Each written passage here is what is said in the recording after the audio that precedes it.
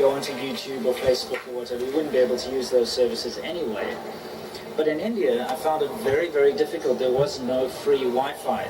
I had to pay for internet if I wanted to use it. And for instance, at my hotel, I had to get special vouchers every day with special passwords in order to use the internet. So the internet, I found, even in the big airports, was very, very difficult. I had to produce my passport, and I had to get a special code which only lasted for a short amount of time. So access to the internet in India is surprisingly a lot more difficult than it is in China.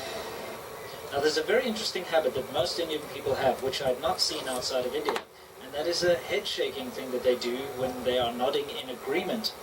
But it's not the nod that we're used to in the West, you know, sort of yes nod. They do a left and right thing. I can't do it. You'll just have to see it. In fact, I probably have a little clip over here of someone doing it. Now this just means yes. And I was very confused at first because I tried to order something at a restaurant and I said, I would like 2 fried eggs. And the waiter did this and I thought he meant no. So I said, okay, how about some chicken or whatever else was on the menu, and he did it again. So I honestly thought that he kept saying no, and I was getting quite frustrated. But I picked up very quickly that this actually means yes or acknowledged. So as you're talking to people, you'll see them shake their head, and this just means they're saying yes or agreeing with you. Right, let's talk about food and drink in India. First of all, religion plays a huge role in the different kinds of food and drinks that you can get. For instance, there are a lot of vegetarian restaurants in India due to the religion. In China, of course, vegetarianism isn't really a thing. It's very rare. So everywhere you go, you'll find meat. And you'll find pork, you'll find beef, you'll find every kind of meat, chicken, whatever. Because there's no religious taboos on eating any kind of meat. But in India, you can't eat cows, obviously. And some religions require you to be vegetarian. So you will see a lot of veg only written on restaurants. And I suppose it's actually quite delightful for anyone who is a vegetarian. I was very surprised to find out that the Indian food that I'm accustomed to eating, or was accustomed to eating back in the West, is very different to the Indian food you actually find in India. Right, let's talk about drinking culture in India versus drinking culture in China. Now, first of all, those who've watched my videos before are probably quite aware that drinking is a very big part of Chinese culture. And not only amongst families during big celebrations, but business deals are concluded usually over a lot of drinking, usually drinking hard alcohol like baijiu. And it's rather juvenile, to be honest. There's a lot of trying to prove who can be the strongest by drinking the most, but that is the Chinese drinking culture. Now, unlike in China where religion is non-existent, because, well, it was banned in the past, and although you're allowed to practice religion, if you like, these days, nobody really does because, of course, all the religion's been lost. India is an incredibly religious place.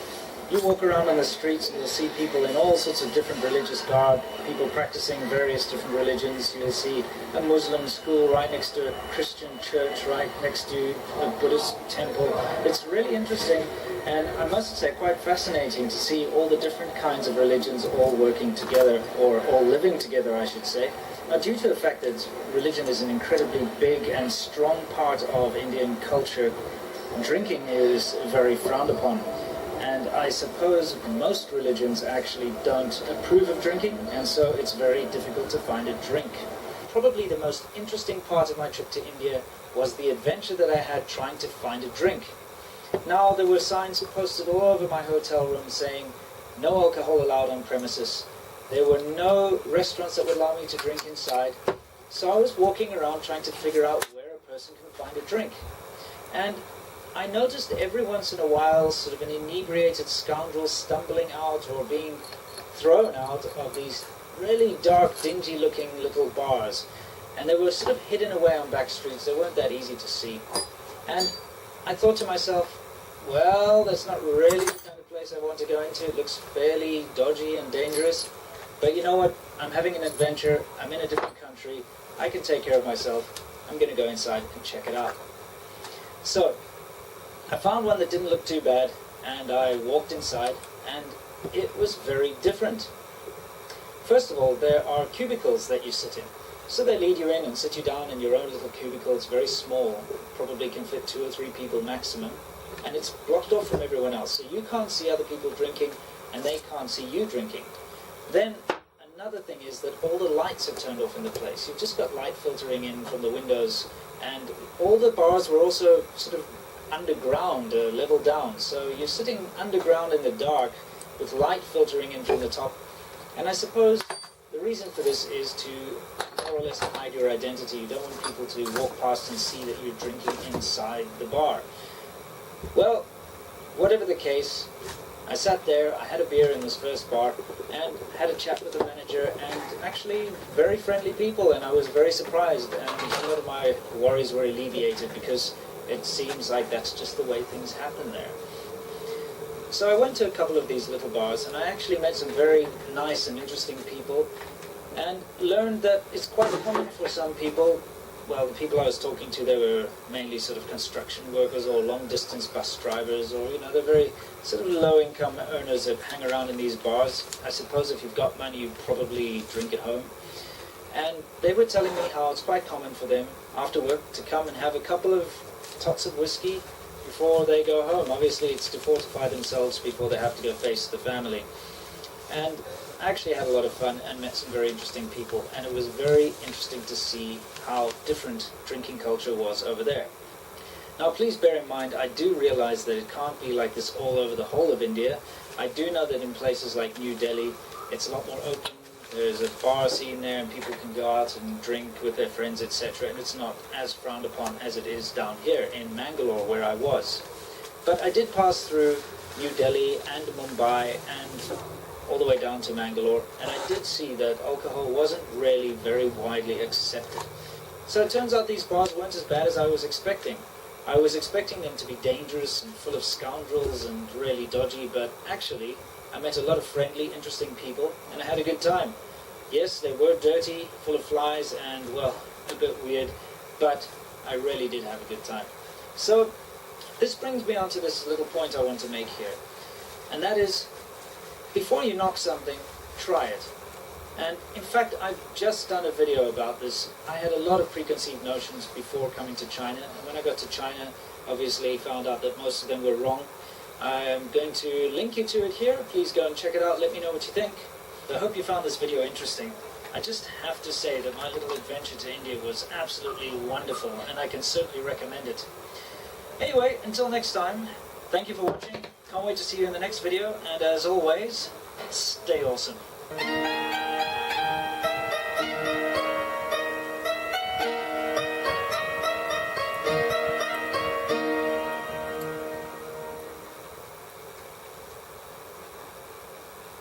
Alpacene caffeine shampoo sells faster and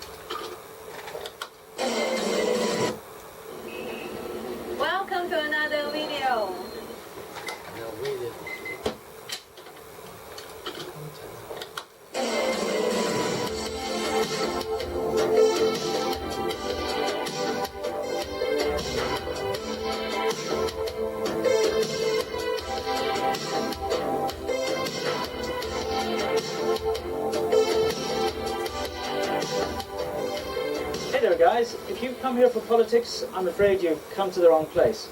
But if you're interested in the difference between mainland China and Taiwan, stick around.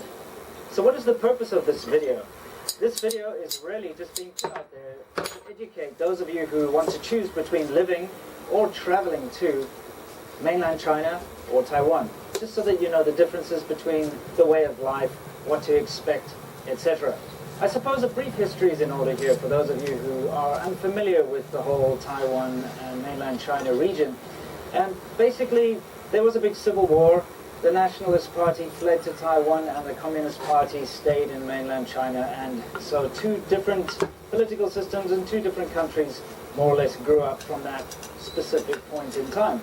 So you have a situation these days where mainland China claims Taiwan as being part of Chinese territory, and you have the Taiwan island claiming to be an independent country, and both of them are at loggerheads, and it's just a big political mess, which I'm certainly not going to get involved in. And so, like I said, this video is not about politics, but it's important that you understand this fact before I get on with the rest of the video. Now, I am fairly qualified to talk about this topic because, first of all, I've been living here in mainland China for over 10 years now. And I've visited Taiwan on numerous occasions. I've been around the entire Taiwanese island on a motorcycle, and I actually grew up with some Taiwanese friends. So, without any further ado, let's start talking about the differences between mainland China and Taiwan. Now, before I get into food and cost of living and that sort of thing, I'd like to actually give you my first impressions of Taiwan. Now, I may have mentioned in my Hong Kong versus mainland China video that Hong Kong is more or less like a mixture of England and China. And that's reflected in the architecture, the style of clothing, the food, everything like that. And the same goes for Taiwan, except Taiwan is a mixture of Japan and China. And you will see it in the architecture, you will see it in the infrastructure, and you'll see it in the food, and of course the styles of music and fashion and things like that. So let's start by talking about food. I have to say that if there was one particular quality that I could take from Taiwan and basically say that this is the reason to go there, it would be the food. Now, the reason that I say that is that Taiwan went through some sort of a food revolution, and they have created these amazing mixtures of Chinese food, Western food, and Japanese food, and you can find it everywhere. The street food is out of this world. Probably the best, no, not probably, it is the best street food that you can find in the world. All you need to do is go to any one of the Taiwanese night markets, look around, try all the different snacks on offer, and you will see, you'll be convinced. You get things like Chinese dumplings with cheese, and it's difficult to explain, but there's a lot of dairy which you don't get in Chinese food, so you finally have Chinese food mixed with dairy products, which is incredible. And of course you've got all the Japanese influence there as well. So yes, food in Taiwan is an absolute must. Also, the quality control is really good there. You don't have the same problems with tainted food as you do in the mainland, so you can be pretty safe and you can be pretty secure that if you go to a restaurant in Taiwan, that the food's going to be safe to eat. Of course, on the flip side of that, if you want authentic Chinese food, there's no better place to go than mainland China. It's a massive place, unfortunately, though. If you want to try all the different kinds of foods, you actually have to travel to each individual province and place to try it. Whereas in Taiwan, it's so